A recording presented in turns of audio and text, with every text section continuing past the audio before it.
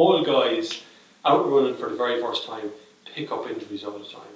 Little ones, big ones. Some guys are massively overweight starting this, but they are determined to get this finished. So at what point, at the beginning of the journey, in the middle of the journey, when you're starting out for the very first, you've decided to do a couch to 5K, when do I need you to come on board? We'll do a couple of options. When I would decide to come in to see me is probably when you start. Take a full history, look at your previous injuries, see how much time you spend at a desk, in the car, because those things will generally start to creep up the more mileage you put on. So the more load you put on a body that hasn't run before, it's going to start to show the aches and pains or tightness or headaches or whatever injuries they've had before.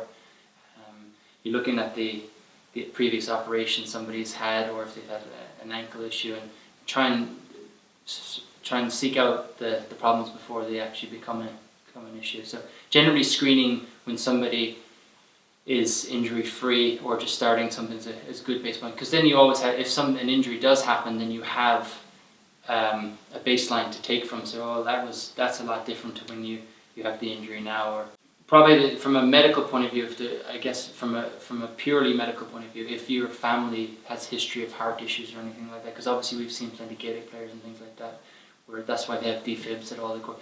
If you have any family history or you've had previous cardiovascular problems, then go to your GP and get checked with them. They'll check your blood pressure and run you through.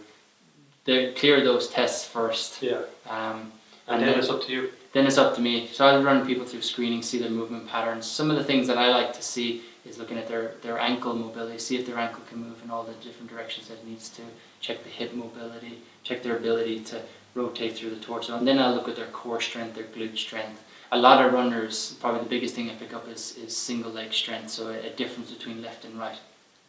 So the body being tight both sides generally does cause problems, but if it's tight, very tight on one side, or there's a difference in left and right. If you're starting couch to 5K, a bike is not the worst thing to do, or swimming. Build up that cardiovascular fitness first. Because the bike, if you're looking at maybe limiting your load on, say, tarmac. Actually, we had a patient today asking, well, where do I run? Yeah. And there's not many grass pitches and things, and obviously the Gaelic pitches are the easiest place to go to, but if they're not open, it's hard. But tarmac's a little bit harder on the joints if you're a little bit older.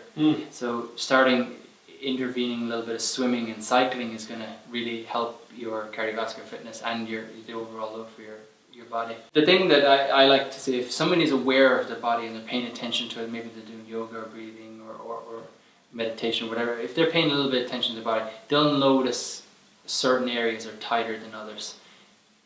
Now it's fine when tightness comes and goes, but it might be just a sign of when you start to come in and see somebody, see an expert in sports injuries, because you're better off killing the problem when it's smaller than the bigger it is. Like my job, I like, particularly from a performance standpoint with the golf or any other sport, I want to sniff out the problem before it even becomes an issue.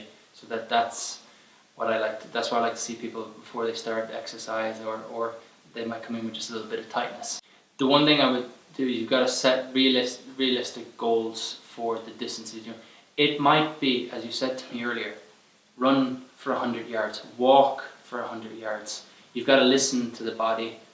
And I would say is use a 10% rule. Don't increase your distance anymore day to day by 10%. So if you're going to want to run a half marathon or a marathon, you've got to build up to that over a year or a year and a half. So if you try and cram things in, it builds time. You've got to build that load on your body, because you'll already know that cycling is a whole lot different to running. I cycle and I go for like 50 kilometers, and then I should go home at some point. 50 kilometers and more. But I couldn't run when I started running. I couldn't run from one end of the street to the other. Yeah, and the heart needs to build up a tolerance to it, because it's a muscle that needs to be worked, and then the joint. I mean, you're loading through your feet, your knees, your hip. So it's a totally different pattern to cycling. Probably if we looked at your running through gait analysis or video, or watched you walking, or did like a seated assessment where we looked at your rotation, you probably rotate. My guess probably to less to the left. So the left shoulder blade and shoulder has to work a little bit harder. So you probably you're pumping differently. You're probably pumping my guess would be, without even examining you, would probably pump in a little bit harder with the left arm. So you're working that shoulder harder, even though you would think, well, I'm running through my feet. Yeah. The shoulder muscles, and I mean, you've seen people that they're running like that with no necks. Particularly for the feet, I'll always check the big toes. So somebody could have a bunion. That's going to really affect the ability for the toe to, or in the ankle mobility. So your ability to push off. So if those things, if it's the wrong shoe, you're going to load your feet the wrong way, and it could go all the way up the chain. It might be a knee injury or hip injury or back injury that they get for it. So go to an expert. So go to Amphibian King Base to run. Go to somebody that really knows what they're doing with shoes. Buying them off the shelf or buying them online, it's for me it's not good advice. It's different if you get your shoes fitted properly and you're able to get them online. You know it's exactly the same shoes you got before, then that's absolutely fine. It's like buying a bed or buying a car online. You need to know if it's comfortable. And one other thing that runners don't do, it doesn't matter what age you are, make sure don't clock your mileage with that shoe. Keep a log, because you need to change them out. If you're running enough, you're going to have to change your shoes every 6 to 8 weeks. What we try and do in the clinic here is make sure that they see the same person. Handy thing for me is Karen knows how to pick my brain, and Amy does now at this stage. So we get a lot of continuity. Don't put up with tightness, don't put up with niggles. And the silliest thing, people, don't run through pain. Just stop it. If the injury's sore enough, you think you've done something, just get some ice on it. 2 or 3 days of ice pack, peas, carrots, whatever you have, 10 minutes on the area a couple of times a day. See if that settles it down. The one other thing that runners don't do, it doesn't matter how old you are, it doesn't matter if you're 40 something, 20 something, 80 something. Don't neglect your strength and conditioning, your exercises. I give patients a lot of exercises to take home.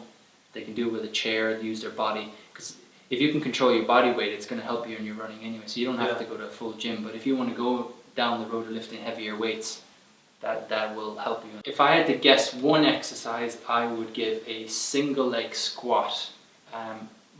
So what you would Google or YouTube would be a rear foot elevated split squat. So your foot goes up on a chair, and then you squat down through there. Because it's your body weight. Some people might only be able to do 5. So do whatever you can, and then see from a screening point of view, is there a difference between the sides? Now, if there's a frank difference, say you can do 10 on your right leg and only 5 on your left, I would probably double up the reps for a couple of weeks on the left hand side to get some balance. You can call the clinic.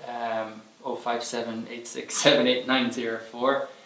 We're on Twitter at Lawlor Clinic. I'm on Twitter at Golf Cairo because of my golf job. And they can always send us our Facebook page, Lawlor Clinic. Send us a private message. And if they do call the clinic, Suzanne will take good care of them. That's kilometre 1. Feeling good?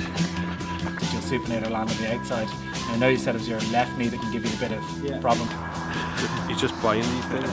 We only came here to get the gait analysis. Like people, my kids have been in a really serious